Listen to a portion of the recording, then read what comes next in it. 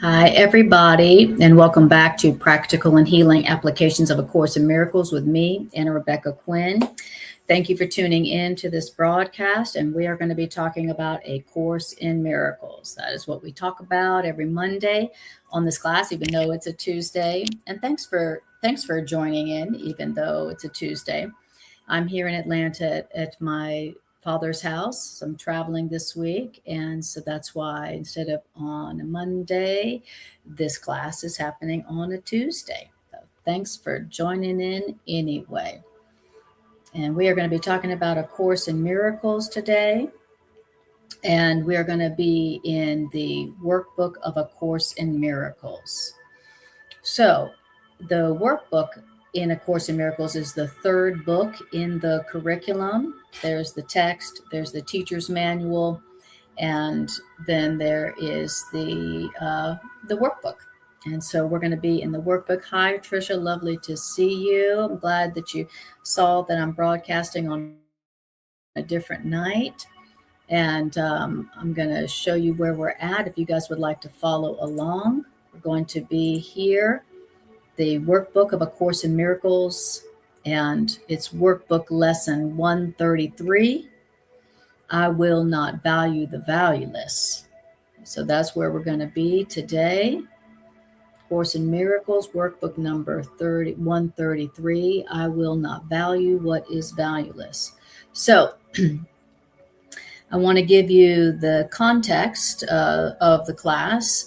This class, I titled this class, beautiful, okay. I titled this class, what did I title it? Let me see what I titled it. Oh, when there seems to be a choice to make. So this class is when there seems to be a choice to make, or when you see some difficult decisions facing you. So I almost named it when you see some difficult decisions facing you. Right. So if you are somebody who right now you see some difficult decisions facing you, where you feel like there are some decisions that you need to make, then this is a guide. This lesson is a beautiful and profound guide as to how to make a decision that how to make a decision easily and without pain. Okay. How to make a choice easily in this situation. What would make making a decision in this situation easy and without pain? How do I make the best decision in this situation where it seems like there's a decision to be made? How do I make this decision easily and without pain? How do I make a choice such that pain will not be the result? How do I make a choice easily because I really see what the options are, and I really see what it is that I'm choosing, and I really see the options that I'm choosing between. If you want to make the optimal decision for you in this situation, a decision that will not result in pain but will result in only gain for all involved, well, what kind of decision would you make? All right. Well, Course in Miracles says the first thing you got to do is you got to understand what it is that you're choosing and why it is that you're choosing and what your options are. So when you know what you're choosing between, when you know what you're choosing, then you can make choices easily and without pain. So if you are experiencing a situation where you feel like you need to make some choices one way or another, and you're feeling insecure about that or worried about that, this is your guide to choosing. Okay? This is your guide as to how to make the optimal choice for you that will not result in pain, but will result in only gain. So that's what this class is about. Does that sound practical? Got any decisions that it seems like you need to make right now and you're not sure what choices to make in this situation? Well, then this is the class for you. And just a beautiful class in general, because how often is it that we feel like we need to choose something where we got to make a choice, okay, all the time. So this is your guide for making choices easily in a way that your choices do not result in pain, but result in only gain. All right. So that's what we're going to talk about. All right, we are in lesson 133. I will not value the valueless. And also, Trisha, since you're in the room right now, how does the sound seem, and how does the visual sound? It's my sound and visual check. How does it sound? How does it look? Okay, can you hear me okay? All right. Beautiful. Trisha says, I was sharing. Beautiful. Thank you for sharing, Trisha. Okay. Yes, this is for me, spooky on the dime. Okay, all right. You know how it is with the Course in Miracles. It is spooky. It's just spooky. It's as if no matter where you go in the book, no matter when you go there, it's like it knows what you need. That's the spooky thing. That's how you know A Course in Miracles didn't come from a person. That's how you know A Course in Miracles came as a divine revelation, because it's weird, when you go to the course, no matter what it is that you're needing, it somehow knows and answers in a spooky, weird, and wonderful way. It's one of the things I love about A Course in Miracles. And thank you guys for the sound check. Thank you. Okay, so here we go. Lesson 133, I will not value the valueless, how to make choices that will not result in pain, but only gain. And I love, what's the other one? Let's remember why we're doing this, is how to, what was it? Oh, yes. When you see some difficult decisions facing you, this is your guide to choosing, so that you can choose in the most wise and loving way that only results in gain, not more pain.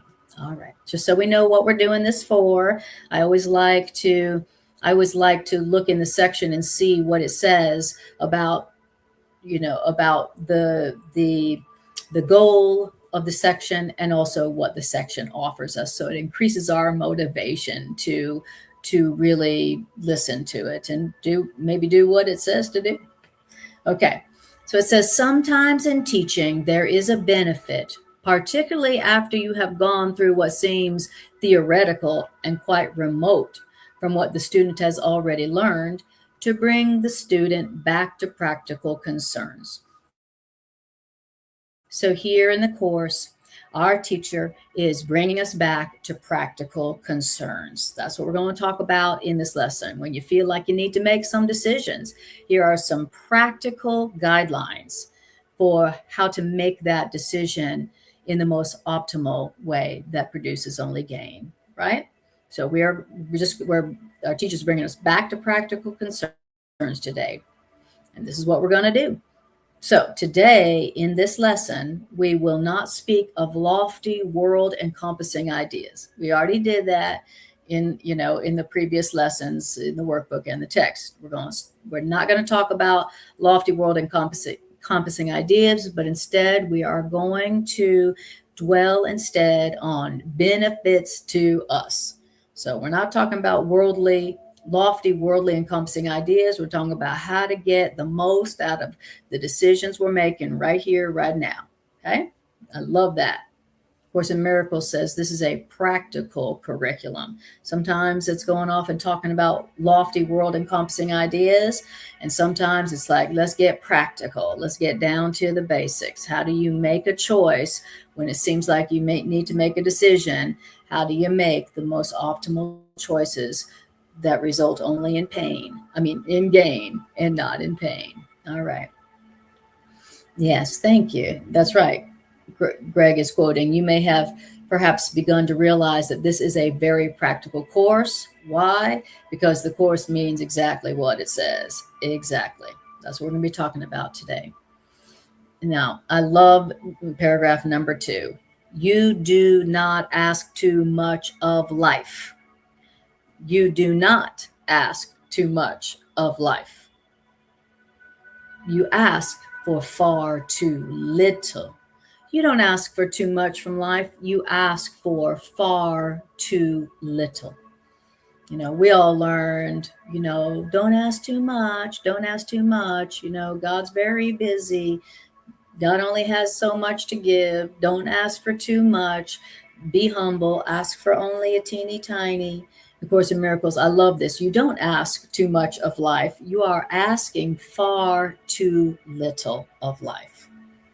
For instance, when you let your mind be drawn to bodily concerns, when you're asking about things you buy, when you are concerned, when you let your mind be drawn to immanence as valued by the world, you are asking for sorrow, not for happiness. So we're asking for far, far too little. And when you're asking for things that are of the body, things that are worldly, you are asking not for too much. You're asking for far too little. And as a matter of fact, when you're asking for things of the body and of the world, what you're really asking for is sorrow, which means not happiness. Okay. So if you're experiencing sorrow, if you're experiencing not happiness, it can only be because you were asking for far too little. You were asking for things related to the body and things that are worldly. You were saying, I need a thing. I want a worldly thing. You weren't saying, I'm asking for peace of mind. I'm asking for joy. I'm asking for love. I'm asking to know the truth about myself. So, you don't ask for too much of life. You're asking for far too little. For instance, when you're asking for things related to the body or that are worldly, you're asking for far too little. You're actually asking for sorrow and not happiness. So, if you are experiencing not happiness, if you are experiencing unhappiness or sorrow in any area of your life, that is where we want today to look at, well, what have I been asking for in this situation? Have I been asking for things related to the body or the world? What have I been asking for in this situation? Because what I've been asking for, the decisions I've been making in this situation, the choices I've been making in this situation have resulted in sorrow and unhappiness. So now I need to ask myself, what is it I'm asking for here? What's the choice what am I choosing for here? What do I want in this situation? And if you're asking for things that are not bodily concerns or worldly specialness, now you are asking for things that really can produce happiness and joy. All right. Now, then it says, we're in paragraph 2, sentence 3, this Course in Miracles does not attempt to take from you the little of that you have. So it's not saying, oh, you can't have any worldly things. Oh, you can't have anything for the body. That's not what the Course in Miracles is doing. The Course in Miracles does not attempt to take from you the little that you have. The Course in Miracles does not try to substitute utopian ideas for satisfactions that the world contains. So the Course in Miracles is not saying, throw away all the things that you enjoy on a physical level so that you can experience the reality of oneness. That's not what A Course in Miracles is advocating, right? It's not saying don't have nice things, don't have a wonderful worldly experiences. It's not saying that. It's saying actually there are no satisfactions in the world. I don't know if you've noticed this, but no matter how much you get from the world and how much you acquire in the world and whatever you experience of the body and for the body and in the world, I don't know if you have noticed this, but it still doesn't make you happy. No matter how much you have of the body, no matter how much you do, it's not what satisfies your soul. And that's why no matter how much power, fame, money, physical pleasure that you get, you're still not satisfied. Now, if things of the body and worldly experiences could satisfy your soul and your mind, then you would be satisfied right now.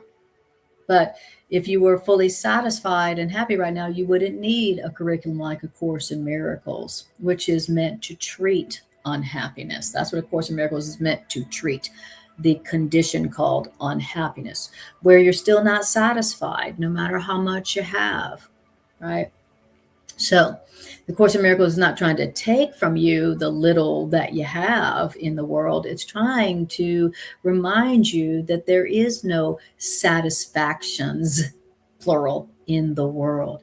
Satisfaction, a feeling of completion and joy, real happiness, doesn't come from what you get through your body or what your body has or what your body does or who your body knows or how special your body is. Truly, it's like so obvious, but we gotta hear it. It's like the Course got to say the obvious to us, because the obvious is not obvious to us, right? So beautiful. That was paragraph number 2. So that means that if you are experiencing any kind of dissatisfaction or sorrow or unhappiness right now, it's not because that's real and that's natural in the world and that's just natural. It's not. Unhappiness and dissatisfaction and sorrow is not natural in the universe as love created it. And so if you are experiencing sorrow or dissatisfaction in any form, it can only be because you are looking for satisfaction and happiness and a sense of completion where it cannot be found, which is in the world or from and of the body. Okay, which should be obvious to us, but it's not. The Course in Miracles says the second coming is the return of common sense. All we hear in A Course in Miracles is common sense, the just the obvious. That's what the truth is. It's the what is simple and obvious. Okay? But our minds, what we have done to our minds has made them so complex, so twisted and complex, that now nothing is as foreign to us as the simple truth. Okay. The Course in Miracles is trying to help us unwind and untwist our minds so that we can experience the simple truth. All right. Beautiful. All right, guys. And if you wouldn't mind liking, sharing, and subscribing, then that would really help the algorithm to perceive that this content is valuable, important, and it will send it out to more viewers. So thank you for helping these ideas to go out to more folks in the world, because what does the world need more than these ideas? The ideas of like, where can one truly experience a true deep soul satisfaction? How does that happen? Right? Why is the world full of such unhappy, dissatisfied souls? Not because God is mean and cruel and lack is real. It's because we've all learned to look for satisfaction and happiness in things and places outside of us that cannot satisfy a soul. Not one single one. So, this is very important material for the purpose of peace on earth and goodwill to all beings. All right. So now we're on paragraph 3.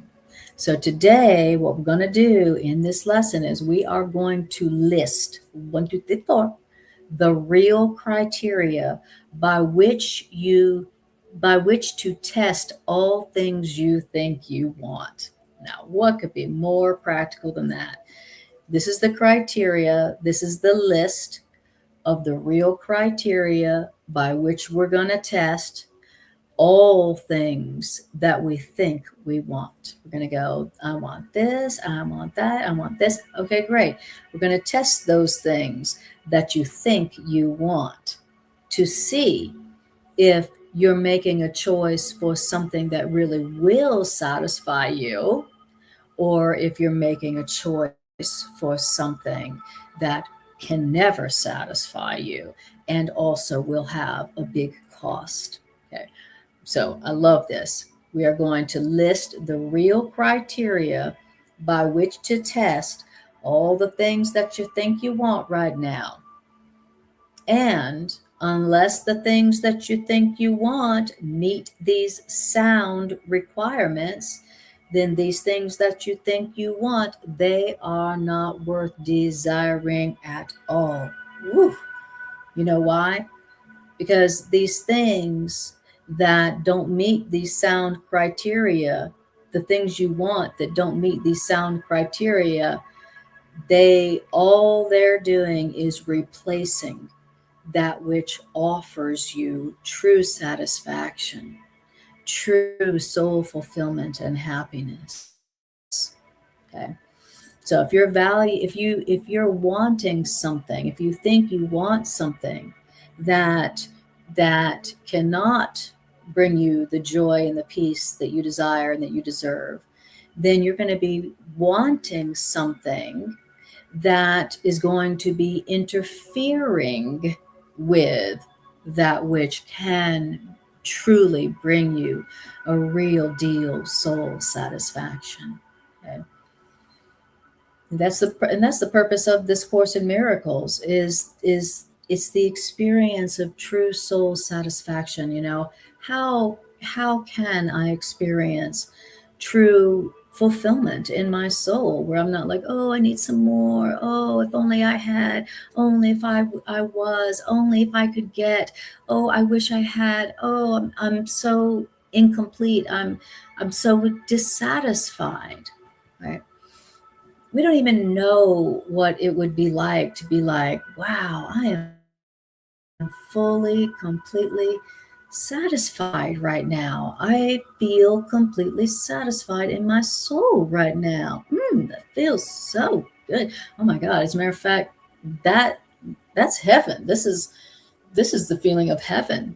That's what A Course in Miracles calls heaven. It doesn't say heaven is a place outside of you that you got to earn entrance into, maybe if you behave.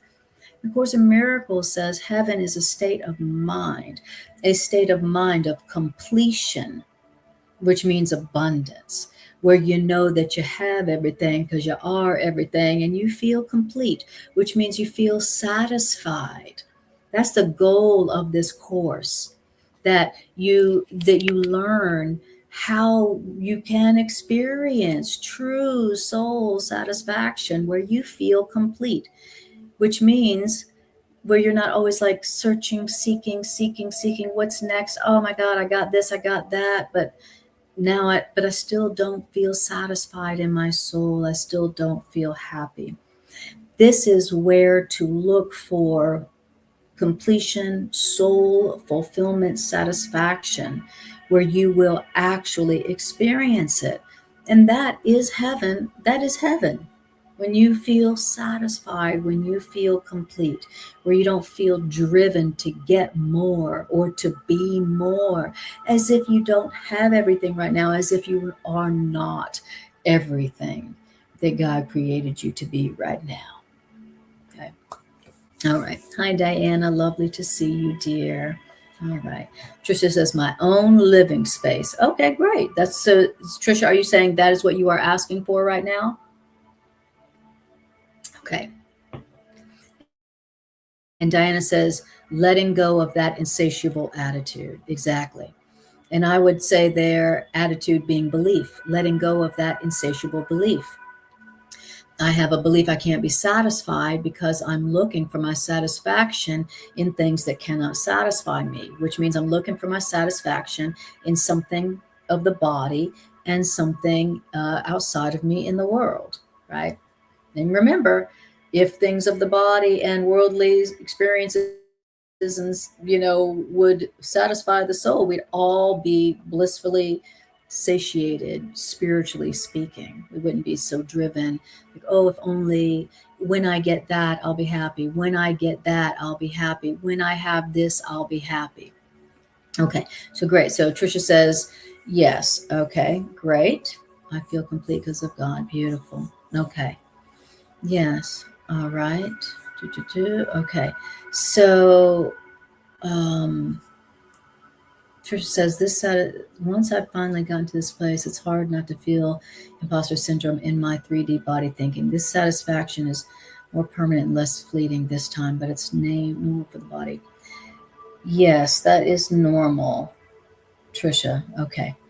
Okay, beautiful. So, Trisha, whatever it is that you're asking for right now, we are going to put this to the we're going to list the real criteria by which to test what it is that you think you want right now. So thank you for saying that, Trisha. That's a great idea for everybody who's watching this. Why don't you take a moment now and think about the things that you want, no, the things that you think you want right now. What are the things you think you want right now? Okay. Is it some things that you want? Is it an experience you want? Is it a state of mind that you want? What is it you think you want? Like, in other words, what is it you're thinking about all the time, right? Whatever it is you're thinking about all the time, that's what you think you want. Okay? So I want you to think, what is it that I think I want right now? What is it that I'm thinking that I'm wanting right now in my life? Okay, so get that, and then we're going to put all these things that you think you want to the test to see if they are worth desiring at all, so that maybe there's something higher to want and to ask for that truly could satisfy you. Because if you're wanting and asking for something that cannot satisfy your soul, then what you're asking for may not be worth asking for. And as a matter of fact, what you're asking for and thinking you want might be blocking that which truly can bring you the happiness that you desire and that you deserve. All right. Diana says, boyfriend, LOL. Okay, yeah, that's a good standby one. So I've heard so far, yes. Okay, okay, beautiful. All right. And I love Trisha saying she feels complete because of God. That's beautiful. Okay, I love this. This is the test by which to ensure that you're not wasting your time asking for things or wanting things that can never truly satisfy your soul. Now, if you do ask for things that really do satisfy the soul, then you are going to be experiencing satisfaction of the soul. And then everything that you experience after that from a worldly physical standpoint will satisfy you because you're already satisfied. So we want to learn what is it that truly satisfies the soul, want that, ask for that, experience that first, and then everything from there that is of a worldly physical nature satisfies you because you were already satisfied. Now, when you are in a state of mind of true happiness and satisfaction, have you ever noticed how incredibly uh, attractive you are to all the things that, all your preferences, right? All the things you like in the world or of a material realm. when you are feeling happy, which means satisfied, by the way, you are incredibly attractive. All of a sudden, all the other things that you had a preference for or thought you wanted, they are magnetized to you, right? Happiness is the most powerful magnet for that which your it, for your preferences. So here's my preferences, but here's the things that really do satisfy my soul. What satisfies my soul is the truth. What satisfies my soul is knowing the truth about myself. What satisfies my soul is knowing my loving relationship with God, my loving relationship with others. Okay. So that's what I know truly satisfies me. And there are preferences that I like. I like things like this. I like things like that. And so when you go for what truly brings you happiness, then all of your preferences in form, then are just easily magnetized to you. Right. It's like once I know that money doesn't make me happy, oh, look what happens. Oh, I got all this money. Once I know that that special relationship doesn't make me happy, oh, look who showed up, my soulmate. Once if you ever notice that when you're not wanting something because you're experiencing satisfaction of a soul on a soul level, next thing you know, the things you thought you wanted are just there. We've all experienced that, right? So this is a way to remember what you really want. It's like take what you think you want, put it through the test, run it through the criteria, put it through the test, and then bring your mind back to remembering what you really want, which is what satisfies your soul, and then trust and watch how the things you thought you wanted just somehow manifest in the perfect form and in the perfect timing. All right. Yes, really do. Diana says, really do satisfy the soul many times, not what I thought I wanted when this happened. That's right. So true. Most of the times I have experienced true satisfaction and joy. It is not because it didn't come through what I thought I wanted, what I thought would make me happy. It was a total surprise. Most of the times when you're like, well, I'm feeling really good, like this is awesome, I'm feeling really complete and satisfied.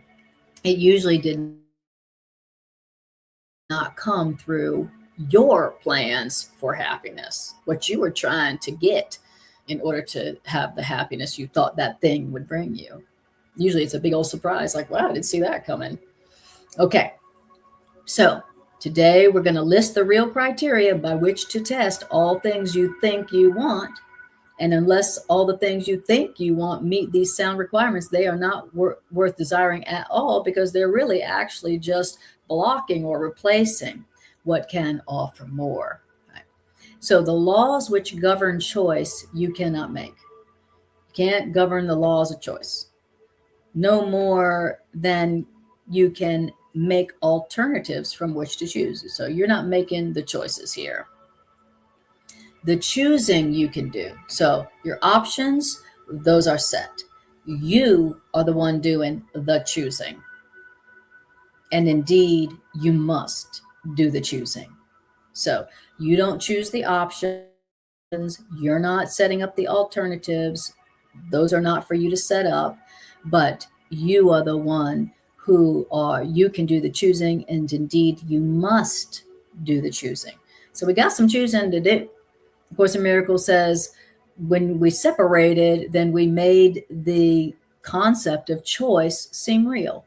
So now it seems like you got to make a choice, right? Since the separation, we made the concept of choice seem real. Now you got to choose. Now you're going to have to either choose truth or illusion. Okay. All right. Must choose. Yes. Trisha says, I make a mess with my choices. Me too. Trisha, I've learned to ask God what God wants for me. Way better life and choices. Amen to that. That's what I've learned how to do also.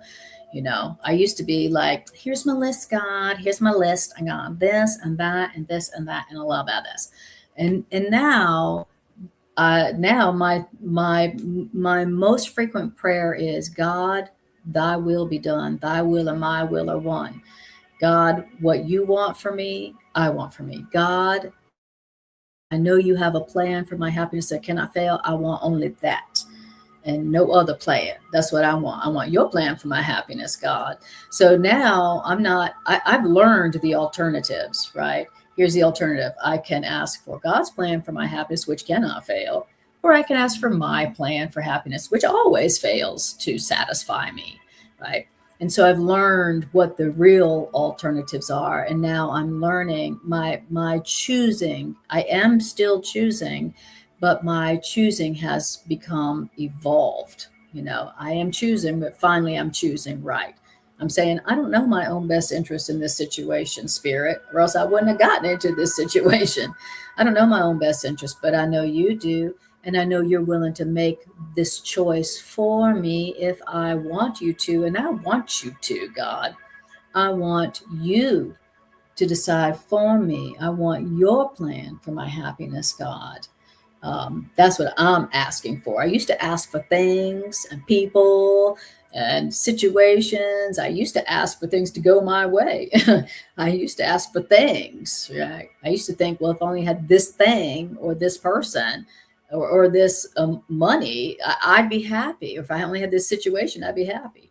Now I'm asking not for things or situations or people. I'm asking for things that are real and true and eternal that do satisfy. And that's why, like Tricia says, it makes for a way better life and way better choices.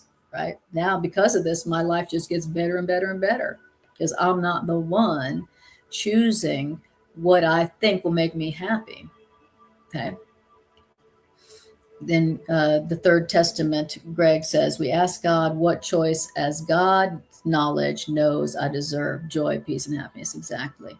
Greg says we don't need to make choices as subconsciously we believe we deserve punishment. That's right. Right. We want to align. We want to want finally what God wants for us, which is ultimately what we really want for ourselves. Because notice it talks about we need to put what you think you want to the test, because what you really want, you don't know. And the Course in Miracles tells us what you really want is what God wants for you, which is only peace, joy, love, and happiness that doesn't cost anything. Okay? That doesn't cost anything, that you don't have to sacrifice for. So, but until we accept that we only want what God wants for us, and that entails no loss, then we're still going to be thinking that we're still going to be asking for what we think we want. Okay. Okay. So then it says, and it is wise to learn the laws you set in motion each time you choose. And it's also wise to learn what alternatives you're choosing between.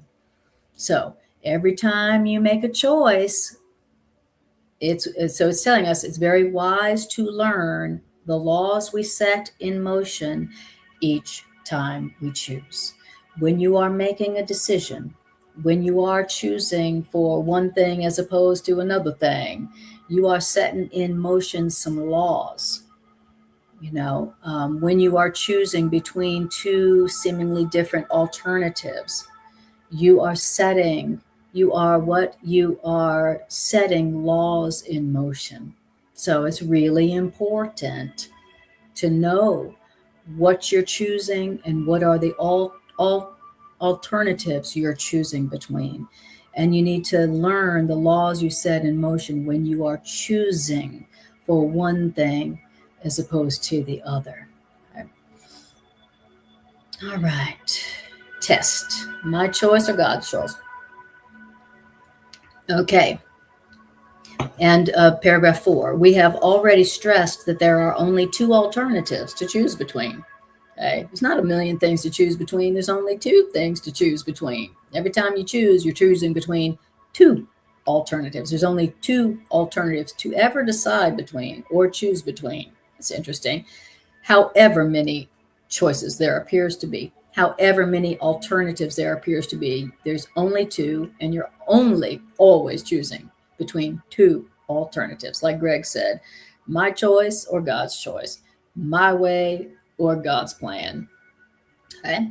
Now, the range is set. There's only two alternatives to choose between anytime you're making a choice. There's only two alternatives that you're choosing between. I know it seems like there is a gajillion alternatives, but the range of alternatives is set, and you can't change that.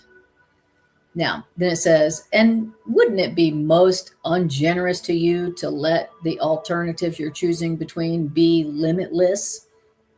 Wouldn't that just delay your final choice until you had considered all of those choices in time? And so, that would not be generous. That would not be kind for God to set the alternatives as limitless, right? There's only two alternatives to choose between. And thank you, God, there's only two, because if there was limitless alternatives, how long would it take me to choose between all of them to finally come to the right choice? Okay, so thank you, God, for not making the alternatives to choose between limitless. There's only two. Okay? And that's the first thing we got to remember when we're making a choice. It's like, oh, I feel like I got to choose something right now. Okay, well, remember, there's only two alternatives you're choosing between here. Okay. Now, paragraph 5, another kindly and related law is that there's no compromise in what your choice must bring. In other words, your choice cannot give you just a little, for there is no in between these two alternatives. Each choice you make brings everything or nothing. Okay. Wow. There's only two alternatives to choose between every time there's a choice to make. And each choice you make is either going to bring you everything or nothing. Okay. Because there's nothing in between that. There's no compromise between these two alternatives. There's no compromise between everything and nothing. It's not like I can well, I'll just take a little bit of everything and I'll take a little bit of nothing. No, every time you make a choice at all, you are choosing either I want to have everything, I want to have it all, full happiness, full completion, full joy, or no completion, no joy, no thing. Therefore, if you learn the tests by which you can distinguish everything from nothing, then you will make the better choice. All right. So when it feels like there's got to be a choice or decision that needs to be made, this is how to make the better choice. You put what you think you want through the test, through the criteria by which to make the better choice. Okay. All right. Beautiful. Yes. Either everything or a crime scene. Love it. So, okay, here we go. This is the test. Okay. And there, I don't know how many. I think maybe there's 4 or 5, but here's the test. Okay, here we go. You ready for criteria number 1? This is criteria number 1 by which to test what you think you want to see if it's worth desiring at all and is not just a block to the everything that you really deserve and desire. Okay, here's the first criteria. First, if you're choosing a thing that will not last forever, then what you're choosing is valueless. Ooh wee. I just fail most of the times. I'm just failing the first one right there. I'm not saying, God, I just want your plan for my happiness. I just want peace, love, and joy for everybody. If you're asking if you are choosing for something that will not last forever, then what you're choosing is valueless. Wow. Okay. And a temporary value is without all value. Time can never take away value, a value that is real. Time can never take away a value that is real. So if something has real value, then it has real value forever, right? If something has only temporary value, then it has no value.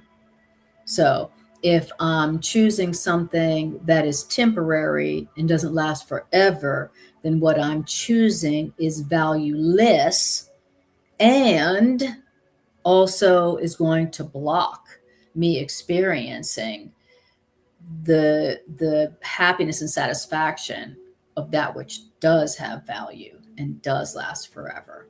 Okay. First criteria is, does it last forever? What is it I'm choosing here? Okay. What I'm choosing, does it last forever? Nope. It's temporary. Okay. Well, then it doesn't have any real value and it won't satisfy you. And it's going to block what really does and can satisfy you. Okay, great. That's criteria number one. Criteria number one. All right. Let me put back at where we're at. Okay. Now, and I love that. Time can never take away a value that is real. So if something has real value, that means it has forever value. It's always valuable. Like love, for instance, like love. Love is something that lasts forever. It doesn't die. And so love is the thing that has the value. So if like, oh, what should I choose? Love or fear? What should I choose? To get this thing from that person or to choose love?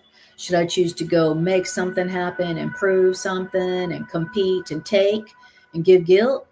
Or should I offer love? Okay. It seems like there's a choice to make. I kind of wondering like, should I offer love or should I offer hate and judgment right now? Okay, well,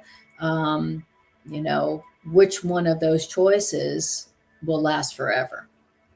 Okay, all right, then that's the one. That would be love. Okay, so it's just an example of, when there seems to be a choice to make, right? Then you want to put what you think you want. I really want to judge this person. I really want to condemn them. I really want to prove this person wrong and tell them how they're wrong and what they're doing wrong. And I really want to get something from this person. I really want them to treat me like this and I want to get some that. Okay. That thing that you want to get from them, that thing you want, what you want is you want to prove that you're right and you want to get something from them. Okay. The thing you think you want right now does that last forever? Right. And that's the criteria that you need to test what you think you want. Right. Now, okay, I think I want to get something. I want to prove them wrong. I want them to change for me. That's one option. The other option is I also could choose to give them love. I think I want to just love them and accept them as they were created by God, right? Okay, there's two choices right there. Do I want to accept them as God created them, or do I want to judge them and correct them and try to change them, try to get something from them? See the alternatives, the choices. One choice is for everything, and one choice is for nothing, right? One choice is for something that is a choice that will last forever, and one thing is a choice that is going to be very temporary because they ain't going to want to stay with you very long. You're not going to want to stay with them very long, right? Whatever it is you think you're going to get from that situation by correcting them, judging them, competing with them, taking something from them, whatever it is, it's going to be temporary. And surely is not going to be something that's going to last forever. So, okay. Beautiful. Okay. So just says, okay, so I don't want a home. LOL. I'll take a tree. Okay. Yeah.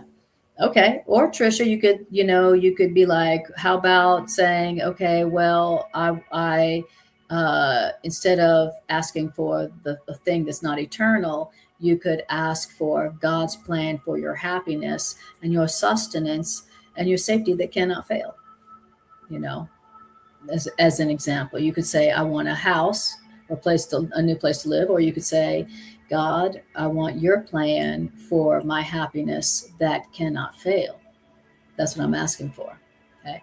Then you be asking for something that lasts forever, that's eternal. Okay.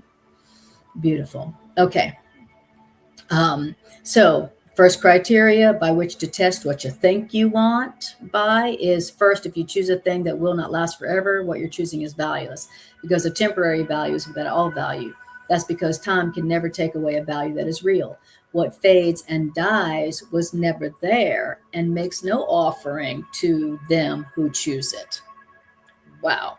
So is this something that's going to fade and die? Okay, great. Well, if it's something that's going to fade and die, then I guess it was never there, and it's going to make no real offering to me. It's not really going to be a real gift to me. Okay? If it fades and dies, it's not a real gift to me. Okay? It's not going to satisfy me. If it's something that fades and dies, then it's not something that can satisfy. If it fades and dies, then it's not something that can truly satisfy.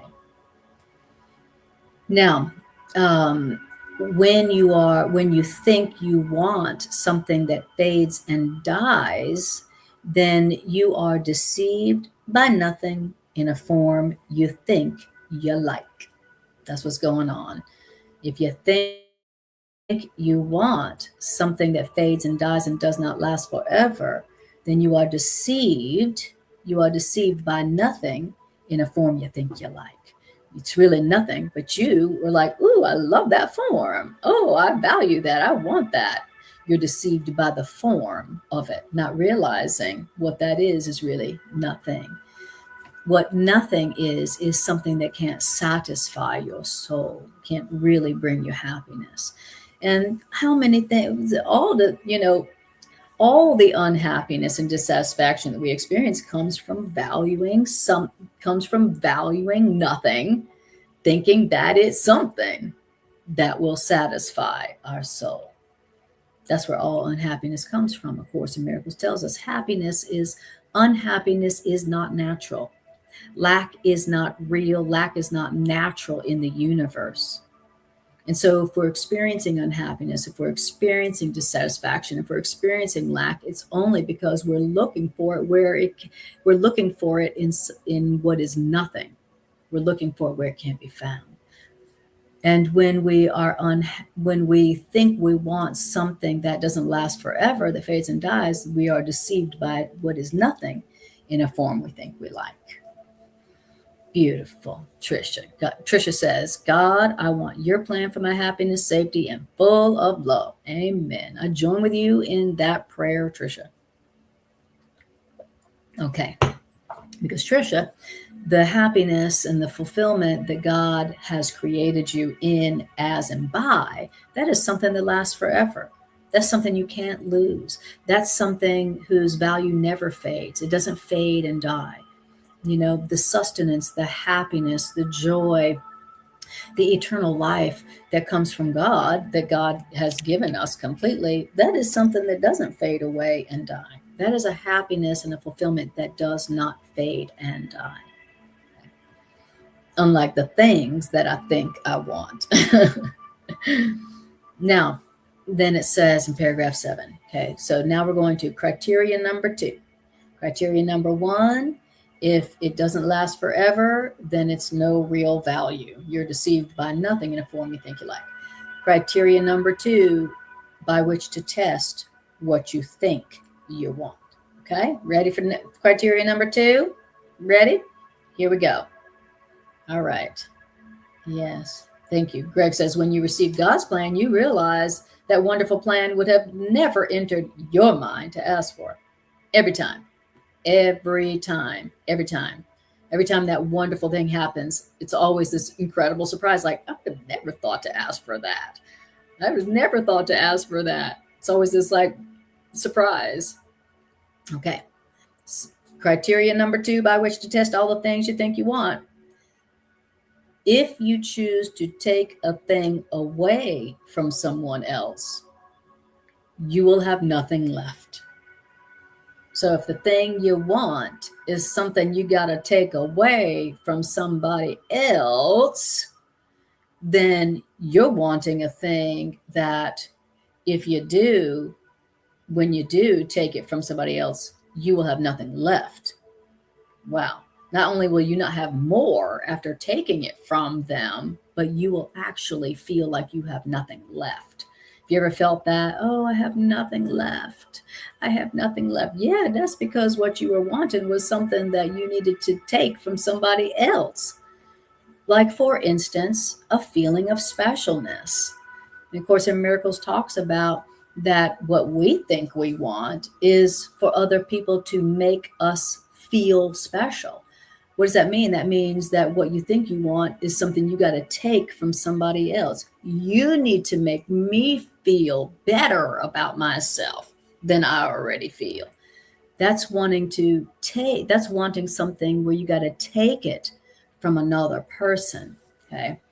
Now, when you want something that you think you got to take from another person, when you get that thing, you're going to feel like you have nothing left. So even if the other person's like, okay, well, all right, I will accept your guilt and give you that specialness. I will let you take that specialness from me. Even though they're giving you that specialness, you're not going to feel satisfied. You're going to feel even more dissatisfied. And now you need more specialness. So criteria number 2, the thing you think you want, is it something you need to take from another person? Okay.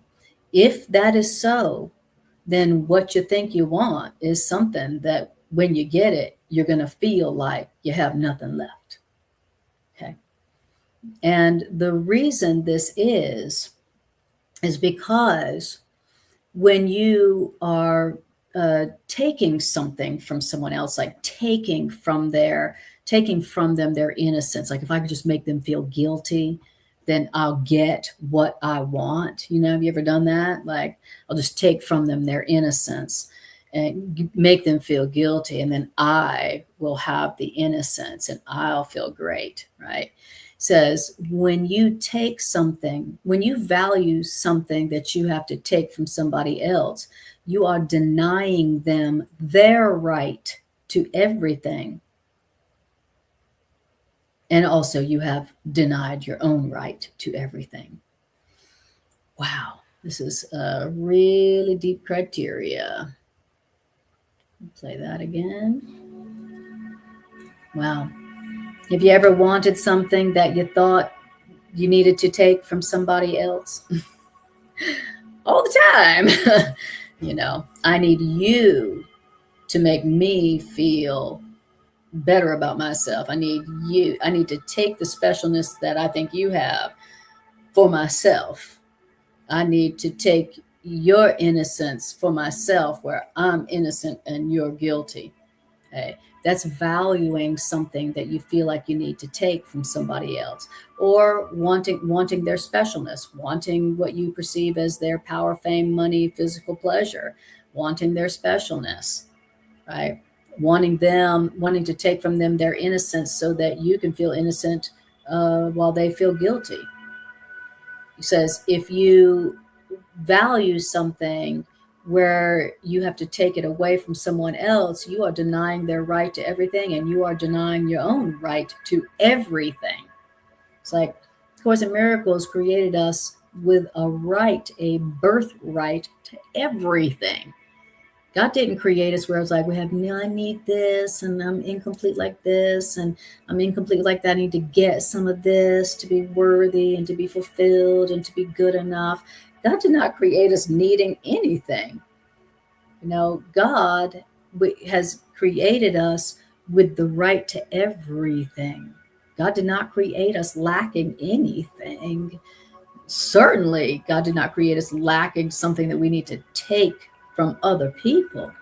That is not how God creates. We don't have a need that we need to take from another person to be complete. That's a lie, right?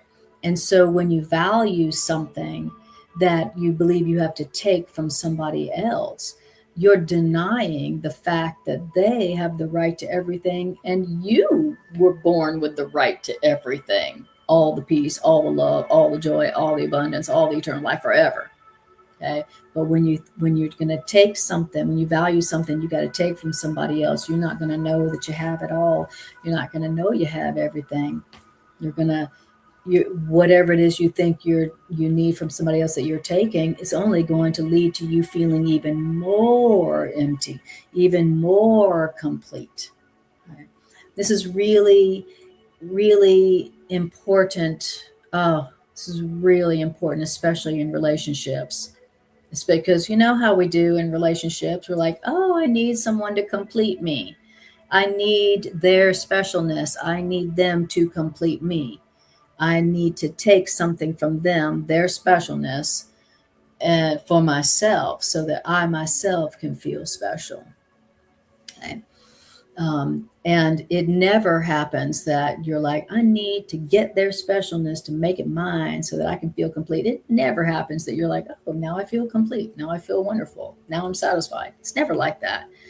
You know, when you try to take from somebody their innocence or their specialness for yourself, you never feel satisfied afterwards. No, even if they're like, here, take my specialness, here, take my innocence. I'm not using it, you know.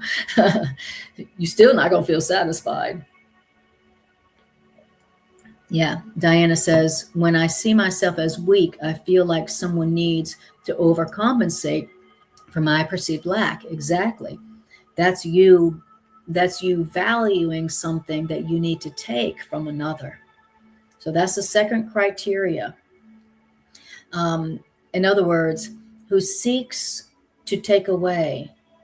Oh, no, then it says, so if you are valuing something, that if you choose to take a thing away from someone else, you will therefore not recognize what you really have.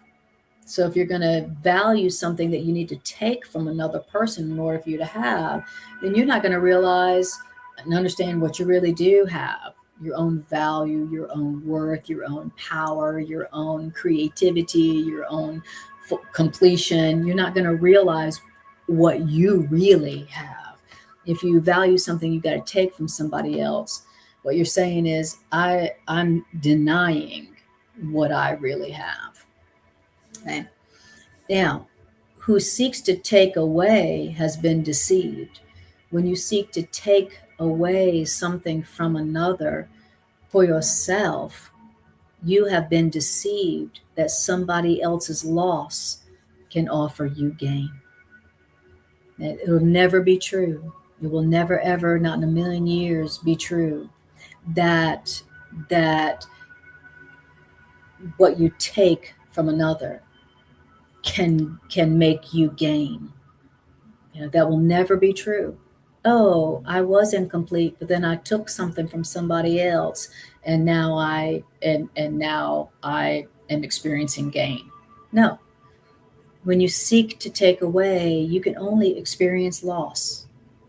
It will never happen that you'll ever experience real gain by taking away something from another. Who seeks to take away has been deceived by the belief that somebody else's loss can offer you gain. Yet loss must offer loss and nothing more. Wow. Okay. Beautiful. Okay. Yeah. And then Diana says, or something LOL, sometimes it's a sandwich overcompensating. Yes. Mm-hmm. Yes. Okay. Great. So that we did the first two criteria by which to test all the things that you think you want. What was the first criteria? The first criteria is the thing that I think I want, does it last forever? And criteria number two is the thing I think I want, do I have to take it from somebody else? Okay. Do I have to get it from somebody else? Right? You have to take it away from somebody else. Okay. If it doesn't last forever, and you have to take, and the thing you value, the thing you think you want, you have to take from somebody else, then those two things, they are valueless. They don't have any value, and they're blocking that which really does have value and really will satisfy you. Okay. Yes. Okay. Trisha says, I notice it's opposite. I'm the one under attack, walking, breathing, my beliefs, nothing is off limits with them. Oh, I see. Are you saying, Trisha, that you perceive that other people are trying to get what they want from you, that the things they want come from taking it from you? Is that what you're saying, Trisha? Okay. Yeah. Well, okay. And if that's the case, Trisha, then all you're seeing uh, is a reflection of our own plan, for satisfaction and happiness that will always look, that will never work. Right. Yes. Okay. I see my choice was an itchy sweater. Okay. Beautiful. Okay. Are you guys ready for criteria number 3, by which to test what you think you want to see whether it's worth wanting or whether it's actually going to leave you feeling more and more lack as a result? Okay. Here's criteria uh, number 3, by which to test all the things that you think you want. Paragraph number 8. Your next consideration is the consideration on which the others rest. Why is the choice you make of value to you? Why is what you think you want of value to you? Why do you want it? What attracts your mind to this thing that you think you want, this choice? What is it that attracts your mind to it? What purpose does it serve? Okay, so I need to think about what it is I think I want. Oh, I think I want that person, place, or thing, or some specialness. I think I want to win. I think I want to be right. I think I want a thing, that thing. I want them to do this for me. Okay, why is it that I want that thing? Why is that choice of value to me? What purpose do I believe that getting that thing will serve? Why is it I want it? Okay, that he says, but here in this third criteria, here it is easiest of all to be deceived. You know why? Because what our ego wants, our ego fails to recognize. And the ego doesn't even tell the truth as it perceives it. The ego doesn't even tell the truth about why the ego really wants it. The ego's always lying. It's just a big liar. If you question the ego and go, well, why do you want that ego? Why do you want that ego? The ego's going to lie. And so it's easiest in all these criteria. This is the criteria where it's easiest to be deceived, because the ego doesn't tell the truth about why it really wants that, and what is attracting the ego to want that thing, right? The ego lies. So when you ask the ego, why do you want to get that specialness from them for yourself? The ego lies, and the ego's like, oh, because I want love, and because I want to give them love, just lies. So, um, so then it says, and the reason the ego lies is because the ego needs to keep the halo, the halo, which the ego uses to protect its goals from tarnish and from rust. So why? So that you may see how, quote, innocent the ego is. That's why the ego is always lying about why the ego wants what it wants, because the ego is trying to keep its halo. I love it. It's trying to protect its goals, because the ego needs to keep the halo that the ego wears to protect the ego's goals from tarnish and from rust, so that you may see how innocent the ego is. Yet is the ego's camouflage a thin veneer, which could only deceive only those who want to be deceived. The ego can deceive only those who want to be deceived. The ego's goals are obvious to anyone who cares to take a look at them. So the ego is always lying about why it wants what it wants. And it's always lying because it's trying to keep its halo from being tarnished, right? The ego doesn't want you to see what a needy, a parasitic thing that the ego is. So that's why the ego always lies about what it wants and why it wants it, right? So, you know, the ego, let's say the ego is wanting to take someone's innocence so that it can have the innocence of its own. So it wants to make someone else guilty so that it can feel innocent, right? And then when you go, well, why do you want why do you want to take that person's innocence from them so that you can feel innocent, ego? The ego will lie to you, no, and it won't tell you the truth about why it wants what it wants, right? Because if it tells you the truth, well, I'm just a parasitic entity and all I want to do is take and I can't ever be satisfied. And then you'd be like, ew, why am I even listening to you? No, thank you. And the ego knows that. And so that's why the ego lies to you. And that's why it's easiest to be deceived relative to this criteria. But so this is a criteria you have to ask about the thing you think you want. Why do I want that? What purpose do I want this thing to serve? You know, what was it? The other one? Yeah. Why is this thing that I think I want of value to me? Right now, the ego is going to lie to you about it. So you need to be aware of that. Okay. But, you need to ask that question anyway. Okay. And don't let the ego deceive you with its fake halo of innocence. Okay. Now,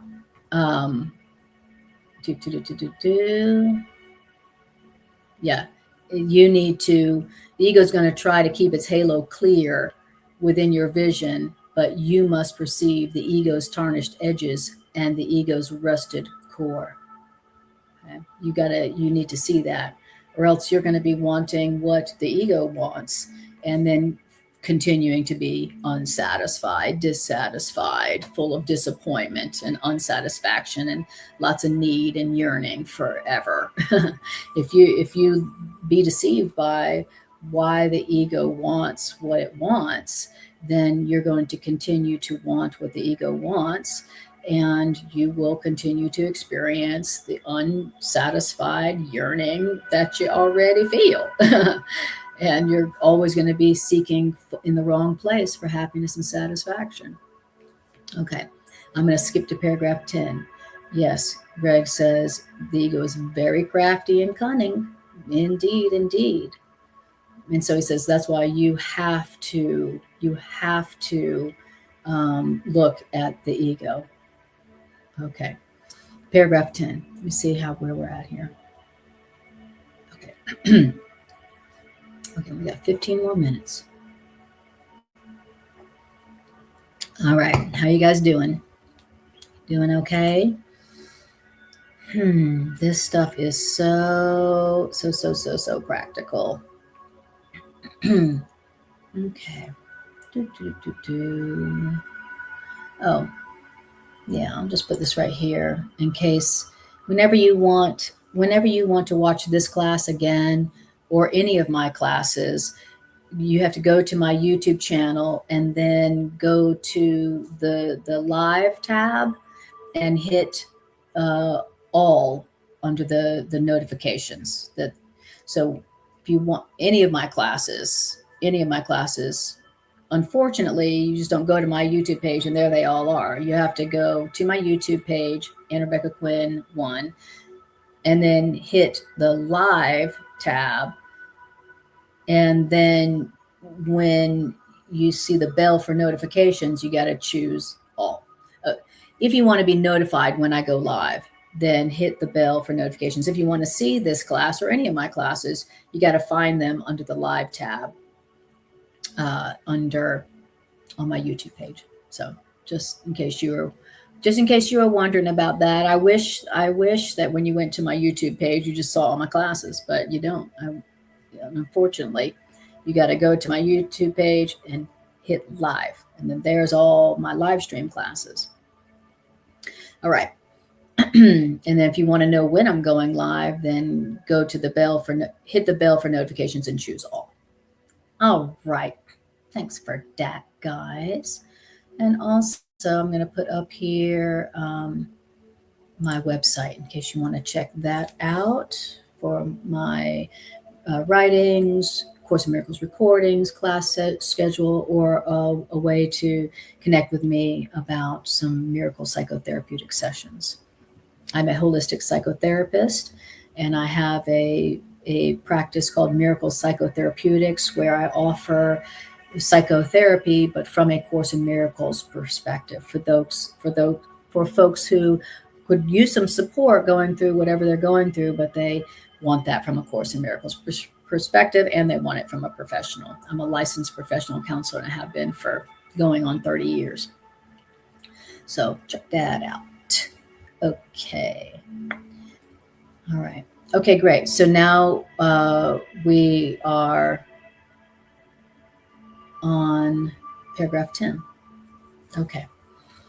And so we've done 3 criteria by which to test all things you think you want. Now we're going to the 4th criteria by which to test all things that you think you want to find out whether they are valuable or whether they are not valuable and they are blocking that which has true value and will make you truly happy.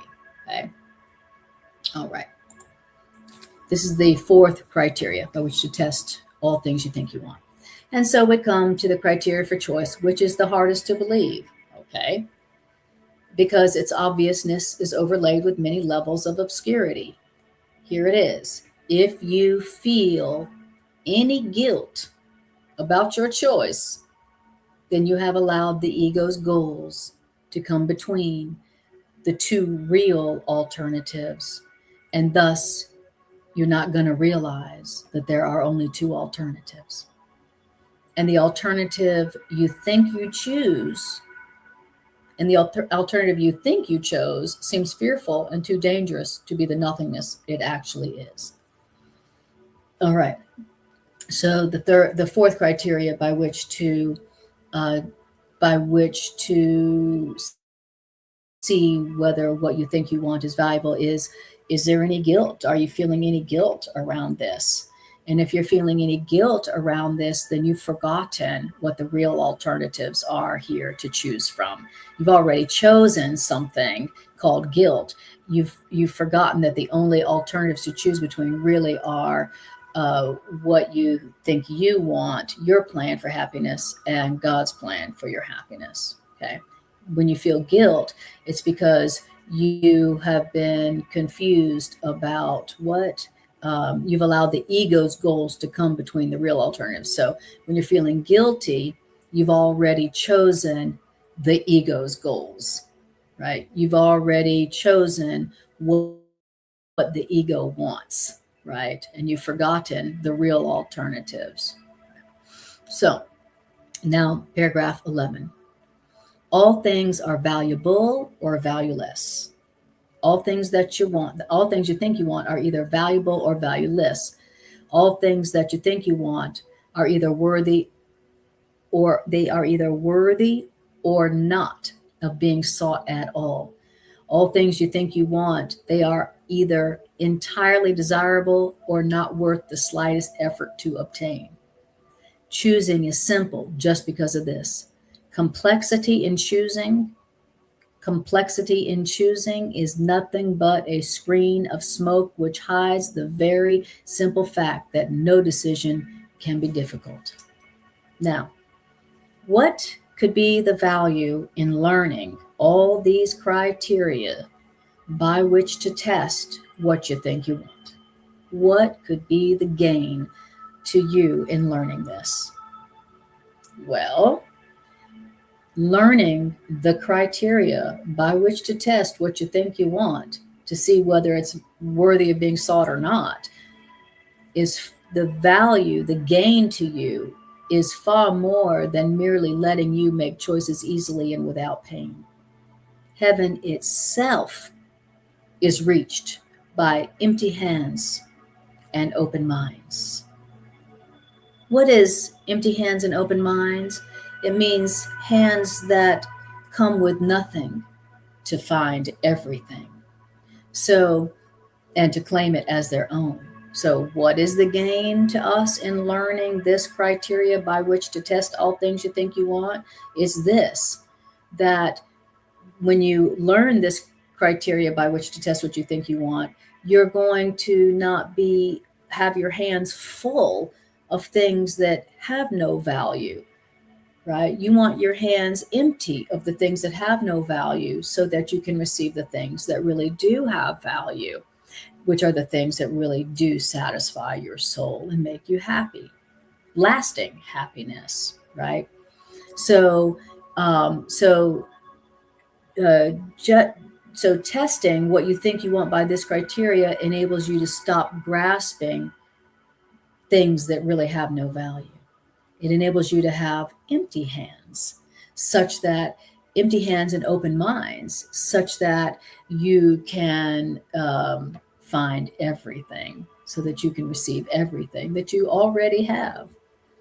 Now, we're going to attempt to reach this state today with self deception laid aside, which means with an honest willingness to value only the truly valuable and the real. Okay, last paragraph. Paragraph 14. Should you begin, oh wait, oh here we go. So paragraph 13. Our extended practice periods of 15 minutes will begin with this. I will not value what is valueless, and only what has value do I seek, for only that do I desire to find. And then receive what waits for everyone who reaches unencumbered to the gate of heaven, which swings open as you come. Now, should you begin to let yourself collect some needless burdens, or should you come to believe that you see some difficult decisions facing you, be quick to answer with this simple thought: I will not value what is valueless, for what is valuable belongs to me. All right. So that's the way to practice this, you know, is for two extended practice periods of 15 minutes. You begin by telling yourself, I will not value what is valueless, and only what has value do I seek, for only that do I desire to have. Now, that clears your mind of all that you think that you want that doesn't have value. And then it enables you to receive everything that waits for everyone who reaches this step with empty hands and open minds. So saying this prayer enables you to empty your hands of all that you think you want. And it also enables you to empty your mind of all that you think you want. It enables you to empty your mind of all the valueless things that you've been wanting. And it enables you to empty your hands of all the valueless things that you have been wanting, so that your mind and your hands can be empty and open enough to receive what is given, what waits for everyone who reaches unencumbered to the gate of heaven, which swings open as you come to it. How beautiful. So when I'm wanting things that have no value, I'm filling my hands and my mind with things that have no value, which make it such that I can't, my hands and my mind isn't open to receive what waits for everyone who comes to the gate with empty hands and open minds. So this is a practice in in testing all that we think we want and all that we're valuing and grasping at, to find out what has value and what doesn't, so that we can let go of what doesn't have value, and so that we can receive what does have value, which is what makes us happy, truly satisfied. All right, beautiful lesson. Go write down the practice and go use it. Especially if you feel like you've got some decisions ahead of you that you feel confused to make. If you see some difficult decisions facing you, this is the practice to do, so that you can clear your minds and your hands of what's not really valuable, so that you can choose and decide for what has real and lasting value, and which that and that which will truly satisfy you. Okay, beautiful. All right, you guys. I really appreciate you joining this broadcast today, and I appreciate you sharing this broadcast by liking, sharing, and subscribing, or however you have done that. And if you want to learn more about my holistic counseling practice, or you want to read the writings that have been coming through lately, or if you want to access my Course in Miracles playlist, where I'm just reading A Course in Miracles to beautiful music, you can access all of that by becoming a member of my website, which is divinerevolutionarq.com. And it doesn't cost anything to become a member. But if you would like to make a financial expression of appreciation for the work I do on this channel, then you can also do that there. There's a way to do that. And thank you. Thank you for supporting this Course in Miracles ministry, whose purpose really is the awakening of humanity to the everlasting abundance and love and joy that waits for everyone, for free, when they finally stop valuing the valueless and start wanting only what has real value, lasting value. I appreciate you all more than I can say. And I will see you next time. I forgot to tell you also, every Wednesday, 7 p.m.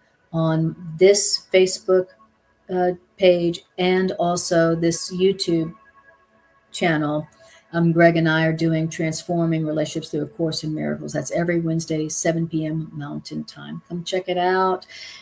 We are practicing applying these ideas to our relationship and sharing that with you guys, so that we can all learn how to apply these ideas to our relationships, so that we can have the relationships that we desire and that we deserve. I love you all. I appreciate you more than I can say. And I'll see you next time I see you.